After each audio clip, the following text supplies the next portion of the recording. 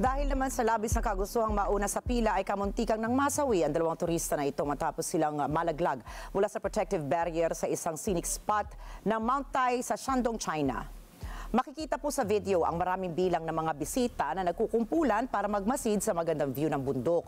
Subalit, habang busy ang iba sa kanilang sightseeing, ay sinamantala na ng dalawang turista ang pagkakataong sumingit sa pila.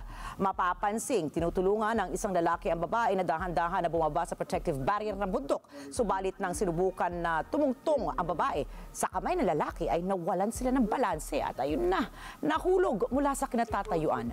Buti na lamang ay bumagsak ang dalawa sa maliit na awang ng bangin. Naiwan naman na hawak ng lalaki ang binti ng babae habang nagtamo ang dalawa ng mga galos sa kanilang mga katawan. Ayon sa Mount Tai Scenic Area Authorities, binalaan na ng staff ang dalawa na huwag tumawid ng barrier. Subalit, kanila itong pinagwalang pahala. Nangako naman ang otoridad na kanilang mas paiigihin pa ang pagbabantay sa lugar para hindi na maulit ang ganitong mga klase ng insidente.